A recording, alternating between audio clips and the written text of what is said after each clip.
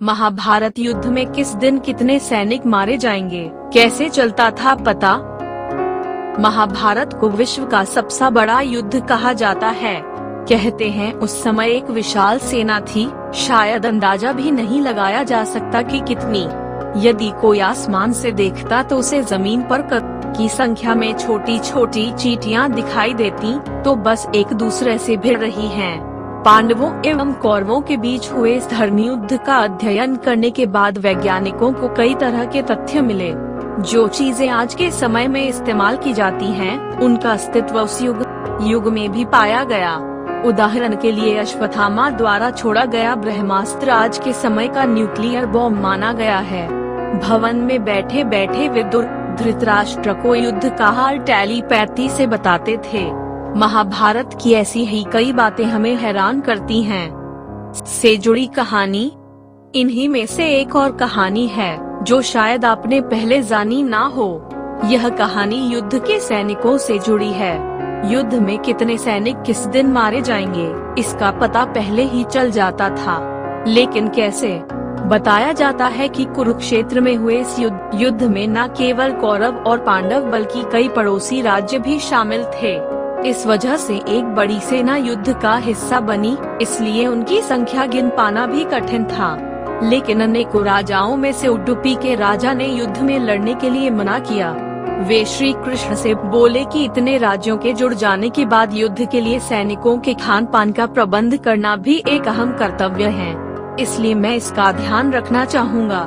जिस पर कृष्ण मान गए और कहा कि ठीक है, किसी को तो यह कार्य संभालना ही था, तो आप ही कर लीजिए। कुरुक्षेत्र का युद्ध 18 दिनों का था। हर दिन कई सैनिक मारे जाते थे। ये संख्या हजारों में होती थी। इसलिए किस दिन कितना भोजन तैयार हो ताकि सब में बंद भी जाए और कम भी ना पड़े, यह एक बड़ा सवाल था। क्योंकि लाखों की संख्या में मौजूद सैनिकों में यदि भोजन कम पड़ जाता तो वे भूखे रह जाते और उनमें युद्ध लड़ने की क्षमता न रहती। लेकिन आपको यह बात जानकर अचंभा होगा कि हर दिन सभी सैनिकों के लिए भोजन बनता। ना तो यह भोजन कभी कम पड़ता और ना ही बेकार जाता। जितने सैनिक होते उतना ही भोजन पकता था। लेकिन यह कैसे संभव था?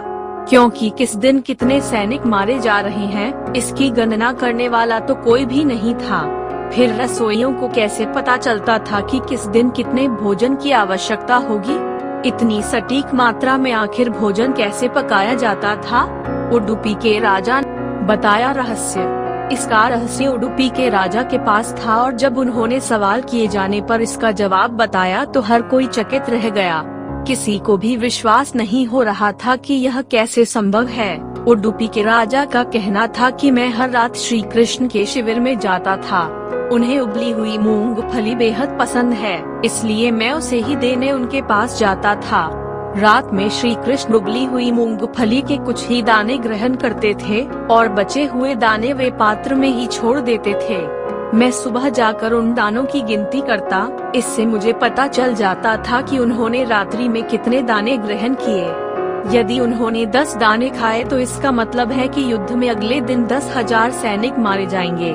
यदि 5 खाए तो 5,000 मारे जाएंगे। तो इसी के आधार पर मैं रसोइये को भोजन बनाने के लिए कहता था और यह पकाया हुआ भोजन सभी सैनिकों को पर्याप्त मात्रा में हासिल होता है और कभी भी कम नहीं।